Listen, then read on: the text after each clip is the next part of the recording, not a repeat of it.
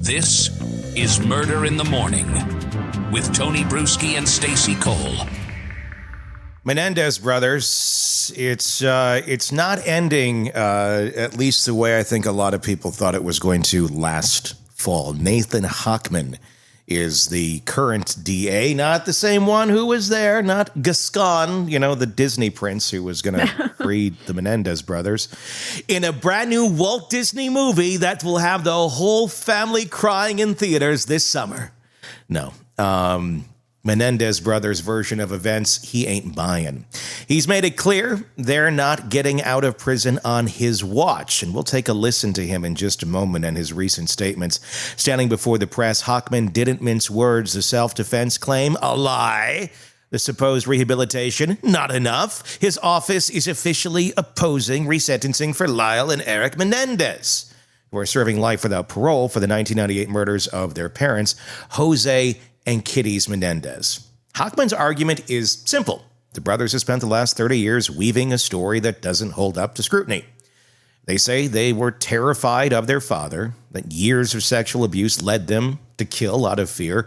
But Hochman, after poring over trial transcripts, prison records, and testimony, says that's just not true. He points to the undeniable premeditation, how they drove to San Diego days before the murders to buy shotguns with a fake ID, how they planned an alibi by buying movie tickets, and how after unloading their weapons into their parents, they shot them again in the kneecaps to stage a gang hit. They even picked up the shotgun shells and dumped their bloody clothes and weapons. None of that screams panic, it screams plan. When the police started digging, the brothers initially played innocent, pushing a theory that their parents were killed by the mafia. That held up until Erik confessed to his therapist, an admission that eventually made its way into the hands of the investigators. Only then did their story change. Suddenly it was self-defense, and that Hochman laid out they were willing to go to great lengths to sell it. At one point, Lyle allegedly tried to convince his girlfriend to lie under oath, saying Jose had drugged and raped her.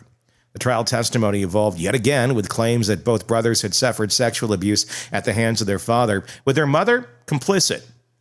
But Hochman says there's a problem with that story, too. It wasn't mentioned in Erik's original confession. In those tapes, Erik reportedly said their father was a controlling force, that their mother couldn't live without him, and that both had to die. Self-defense never came up.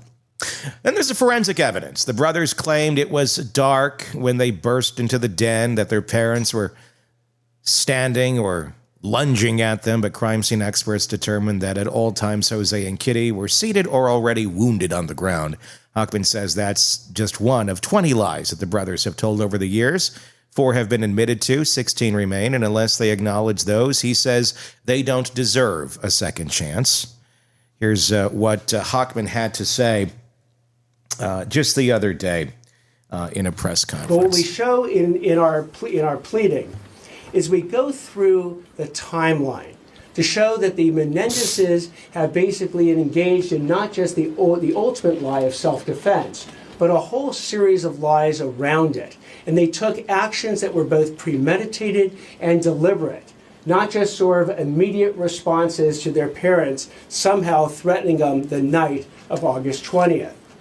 We point out that days before the murders on August 20th, on August 18th, the Menendezes drove 120 miles to San Diego to purchase shotguns and ammunition and used a fake ID and a fake San Diego address to make sure that the guns and the ammunition would not be connected to them.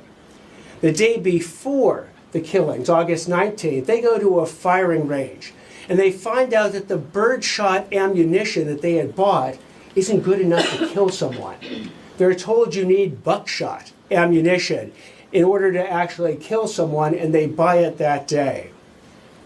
Hours before these killings, at roughly 10:20 p.m. on the night of August 20th, Lyle Menendez contacts one of his friends, Perry Berman, to set up the alibi.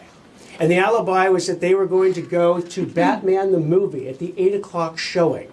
And they would be at that movie when the killings would have occurred, and then meet Perry Berman at the Taste of LA event afterwards. They set this up before the killings.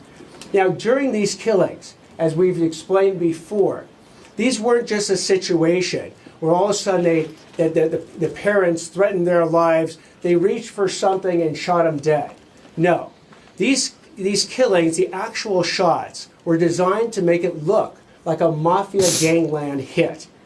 They shot Jose Menendez through the back of his head.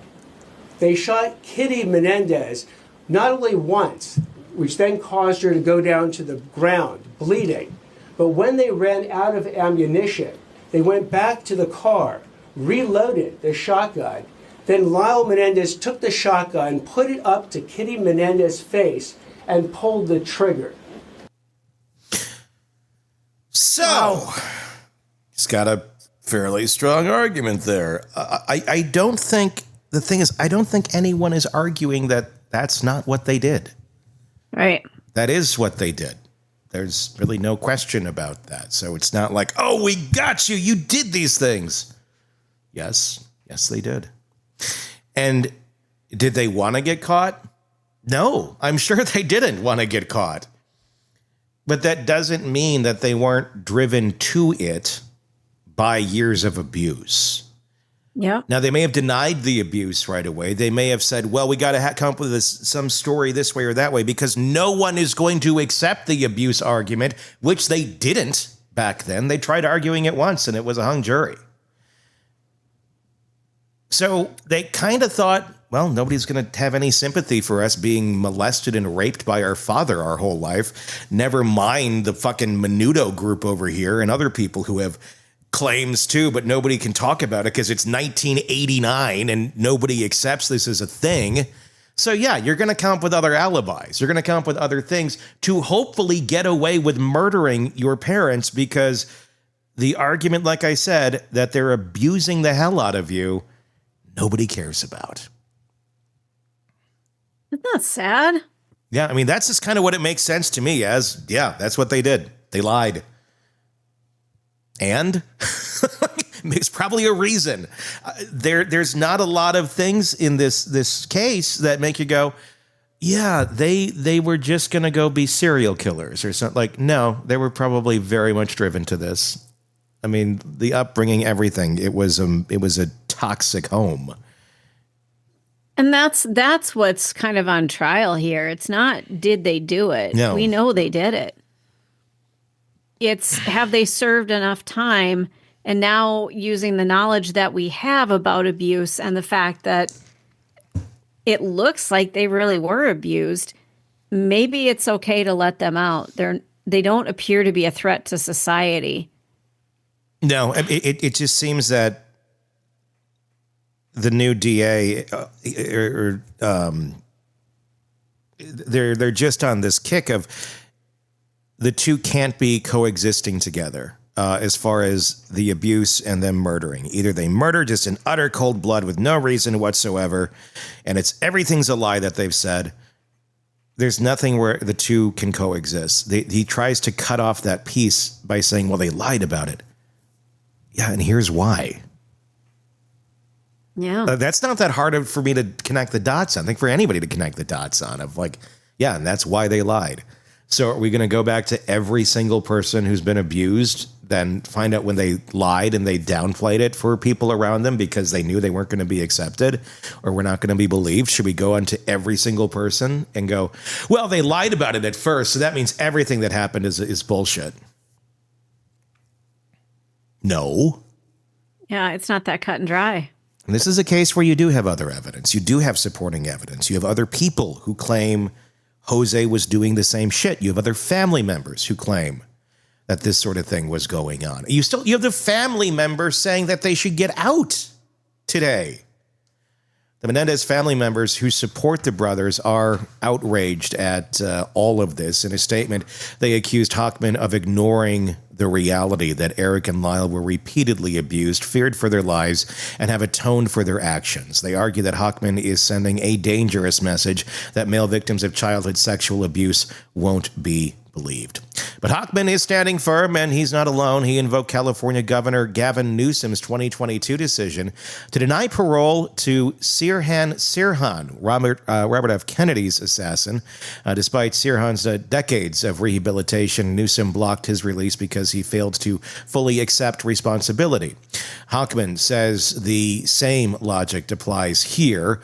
No full admission, no second chances. The stance is a complete reversal from former DA George Gascon's position before losing re-election to Hochman in December of 24. Gascon supported resentencing, arguing that the brothers should get it because they were under 26 at the time of the murders. They should be eligible for parole immediately. Hochman wasted no time on doing that when he took office. Still, the brothers aren't out of options yet. They have a pending habeas corpus petition citing two new pieces of evidence. The letter Erik wrote to a cousin months before the murders, allegedly, describing his father's alleged abuse and allegations from the former boy band member of Menudo, who also claims Jose Menendez raped him. Hochman, unsurprisingly, has asked the court to throw it all out, calling it unreliable and inadmissible. The last hope, clemency. The brothers have petitioned Governor Newsom, and in February, Newsom ordered a 90-day risk assessment to determine whether they pose an unreasonable risk to the public if released. It's the final door left open. Whether they walk through it still is up in the air, if it's going to slam shut in their face. I'm going to go with Newsom. I'm going to guess that's how this ends. That's kind of how I thought it would end all along, but yeah. I think there's a lot of pressure on him. On Newsom?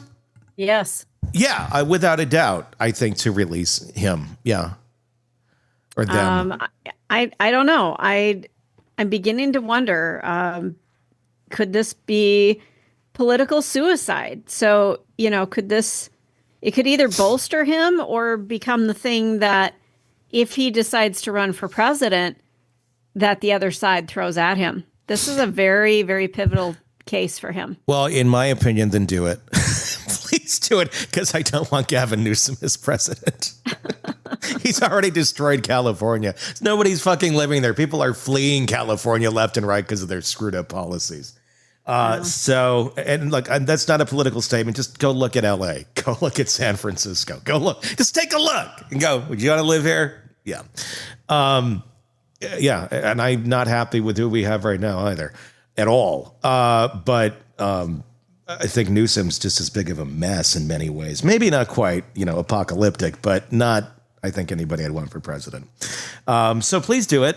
Please, no, I don't think it'd be political suicide. I think this would amp people up. I mean, yeah, I don't see it as being a big deal. I don't think anyone's really going to care or campaign on the Menendez brothers. Oh, I've seen crazier shit out there, so I don't know.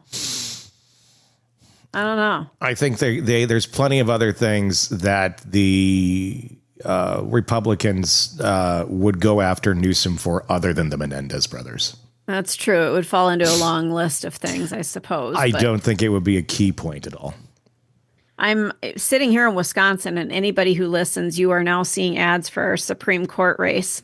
There is one case that is just being pounded over and over in the ads. So that's where I'm coming from, that once one side grabs a case and throws it at the Supreme Court judge race in our state, it's just every other ad that you're seeing is either for a weight loss drug or this judge allowed this rapist out on the streets and he's coming for your kids. I mean, yeah. Oh my God, Yeah. My God.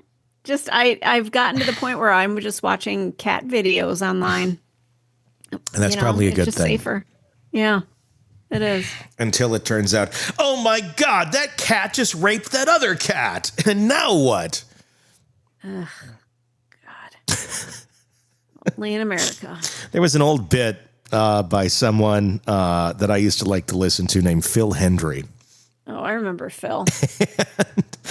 It was a woman, a fake character named Bobby Dooley that called into his show. And she was concerned because she thought one of the neighborhood cats was a rapist of other cats, and claimed that one of the cats that was the rapist, she said she witnessed the cat put a cigarette out on one of the cat's asses and said, "Meow, bitch." It was so absurd. And then the premise of the show is these guests were fake, but it was on live radio and people are stupid. So they're hearing this and they're like, oh my God, this is real, because people didn't do that sort of comedy. They still don't very much. And people were calling it enraged, like, oh, my cats don't do that. And she was just convinced that this is what she saw. So even cat video, Stacey, you're at risk with right there. You gotta watch out. Want to stay on top of the latest true crime cases? Press subscribe now and never miss a breaking update from the Hidden Killers podcast and True Crime Today. He was charming, handsome, a devoted husband, a doting father. When his wife died tragically in a freak accident, everyone pitied him. He played the role so well. Grieving widower, devastated, single dad, just trying to put the pieces back together. But the thing about perfect men, they're usually hiding something. And this one was hiding everything. The affair, the insurance policy, the other wife in another state who had no idea she was married to a walking crime scene. If she had only subscribed to True Crime Today, Premium Plus on Apple Podcasts, she could have listened to Hidden Killers with Tony Bruschi ad-free. And before everyone else, she could have seen through the lies. She could have gotten out while she still had the chance. Instead, she's just another case we'll be covering next week. Don't be her. Subscribe now to True Crime Today Premium Plus on Apple Podcasts.